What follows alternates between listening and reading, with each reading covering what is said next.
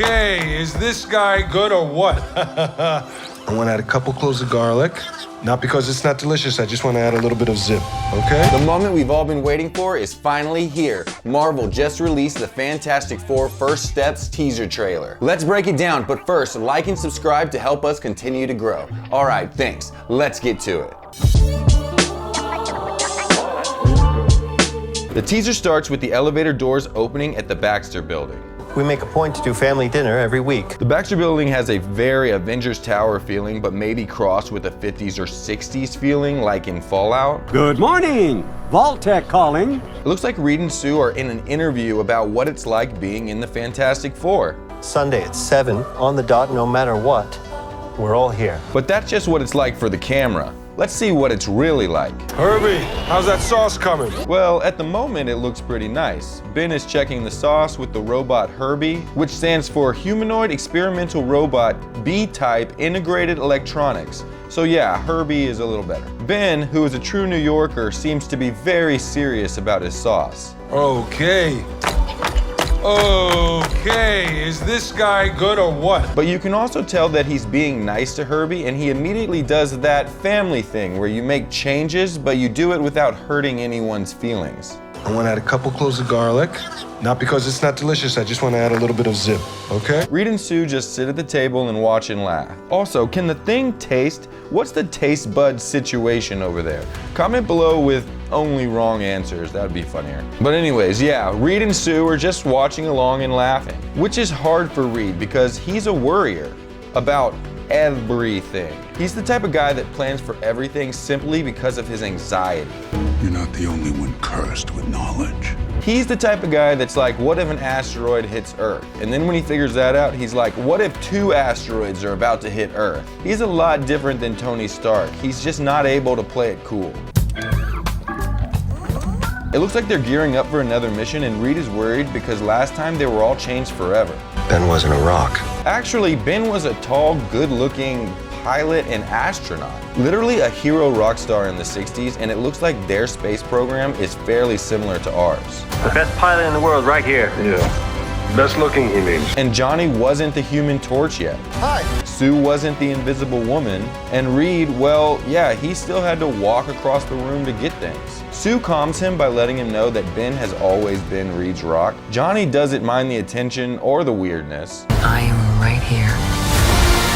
Whatever life throws at us. And Sue is ready to face everything and anything as a family. We see Johnny testing his powers, which is simple. No oxygen, no fire, no Human Torch. The team watches meteors as they fall to Earth, which can't be good, especially if they're headed for New York. I'm pretty sure this is just the first sign of what's to come, but I'll let you know in just a sec, no spoilers. The Fantastic Four car is awesome.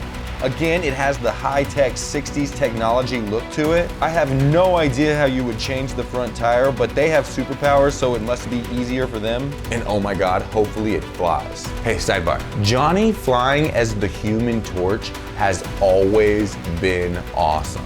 So guess what? It's still awesome. We see Ben Grimm, aka The Thing, charging into battle. John Malkovich steps out of the shadows with a long gray beard. I have a few theories about who this could be. It could be Reed Richards' father or even a future version of him. However, I feel like Disney would just age Pedro Pascal with CGI instead of casting John Malkovich. So maybe his father, Nathaniel Richards, who discovered time travel and went on years of adventures leaving Reed alone. However, he did set Reed up for success with, bank accounts and stuff. But who knows, he might be playing someone else. Marvel hasn't released his character's name yet. That's when we see it, a shadow covering half of Long Island. It's Galactus, who was at one point a normal guy, but from before our universe even existed. And at the end of his universe, Galactus somehow lived. But when he woke up, he needed to consume entire planets to stay alive. Now I am become death, the destroyer of worlds. So he goes from planet to planet, consuming them with the help of the Silver Surfer to scout the best options and handle any resistance that might come up. This is a tough fight for anyone, so let's hope that the Fantastic Four can handle it. The last thing we see is them on a 1960s style variety show, rocking the uniforms and looking awesome. But okay, let's break down the history of the team real quick. I'm one of the greatest minds of the 21st century. That's Reed Richards, and that part is 100% true. That boy's wicked smart. Let's just put it this way. The MCU has always had Tony Stark as the smartest person on Earth. Reed Richards is supposed to make him look like an average dude. He has a bunch of degrees and doctorates. The exact number has changed a bunch throughout the years, but he has at least 5 doctorates from Caltech, Harvard, and a fake Marvel one called Empire State University, which is like Harvard, but Spider-Man goes there. Basically, he figures out how to make a new prototype ship or a new form of transportation, or he needs to do an experiment in space. So he and his team, which includes his girl Susan Storm and her brother Johnny, and his best friend and astronaut Ben Grimm. Oh yeah, Victor Von Doom is also there sometimes, but we can get to that in a minute. No matter what, they always pass through a cosmic storm on the mission, giving them all superpowers. Has to be the cloud. It's fundamentally altered our DNA. It turned Reed into Mr. Fantastic, and I'm pretty sure that's the longest running joke ever. But I bet you this movie will make his name Mr. Fantastic come from the mission propaganda for the space program, just like we did in our 60s and 70s space race. Just like we see here, the Fantastic Four is what they are calling the astronauts on this mission. His power is to stretch his body basically however he wants. Do you get it now? I get it now. This, plus him being the smartest man alive, makes him a problem for any bad guy. Reed does have a tendency to overstep because he thinks that he knows better than everyone else. Maybe he does and maybe he doesn't. But he does form his own secret group called the Illuminati, so that's probably not good. That's Illuminati. That's what I'm saying. And they make a lot of big, and I mean huge decisions on their own. Mr. Fantastic is being played by Pedro Pascal. I'm not going to explain all of the movies and shows he's in, but he can 100% carry this movie. Now let's get to the rest of the team. Susan is Reed's girlfriend or wife, and she's usually an actress or a scientist. I'm engaged to the hottest girl on the planet. Don't worry, she's normally a scientist, but she is also very attractive. Objectifying. I mean, she's been played by Jessica Alba and Kate Mara. It's part of the character. Sue Storm as a character is jaw-droppingly gorgeous. Her and her brother are both very good looking and sold as the hot ones on the team by the media. Hold on, Johnny, you're next. It has to be the cloud. It's fundamentally altered our DNA. That's scientist stuff. She's turned into Invisible Woman, and her powers are invisibility.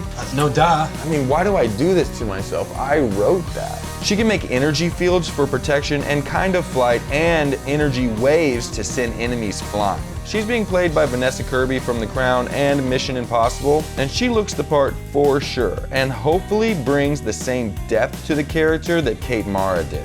Okay, it's Johnny's turn. Johnny Storm is the Human Torch, and he has fire powers. He can fly, throw, and shoot fireballs, and his entire body can be covered in fire when he wants it to be. That part is very important. Johnny is a hothead in every sense of the word. Now picture that. But everywhere. He's a race car driver by trade, and the choice to be a race car driver is a form of rebellion, or maybe forcing himself to face his deepest fears. His mother was tragically lost in a car accident, something that affected their family in a huge way, obviously. He's an amazing engineer, which helps a lot with the cars, but leads him back to work with his sister Reed and sometimes his father at the Baxter Building. He can be annoying and hard to handle, but honestly, he has a heart of gold and does what's right when it's needed. Last up is Ben Grimm, aka The Thing. It's clobbering time. Ben was born a poor kid from the bad part of New York City. His family life was rough, and it seemed like he was destined to a life of gangs, except that his uncle got him out. And it turns out he's not dumb, so he ended up at MIT with a super smart roommate named Reed. They became best friends, and he always looked out for Reed. Ben eventually became an astronaut, so when his best friend needed to go to space, it was a no-brainer. His powers are awesome and horrible at the same time. He has rock-like skin, super strength, and I mean Hulk-level strength. I mean, I think that he would probably mess up the Red Hulk. But he also doesn't age, so the Thing will live forever. And also, he can't change back from his rock-like form. So this is him now, and his wife leaves him. a nasty woman. In this movie, it seems like he's come to terms with it a little bit more, but also everyone else is going to age and eventually pass away, but Ben will always be there. Let's just say he has mixed feelings about his transformation.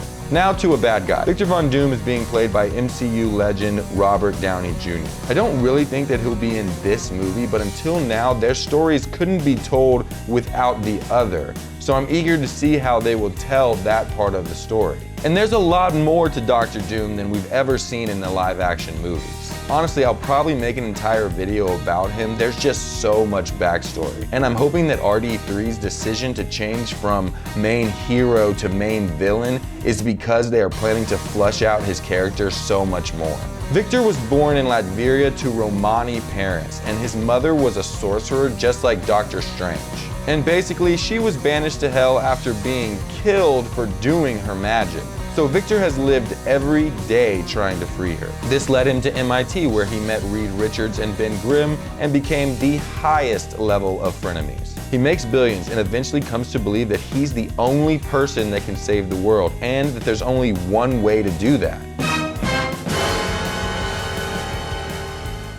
To completely take over the world. So his powers have also changed depending on what you're watching or reading. The OG Doctor Doom has sorcerer powers like Doctor Strange, plus he's around Tony Stark level intelligence. I'm actually seeing a lot of the multiverse parallels.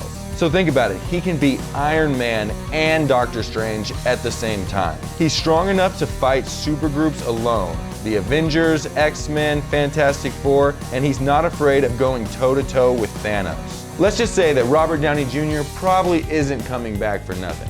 So, are you excited for Fantastic Four First Steps, or do you think this is just gonna be another Marvel misfire?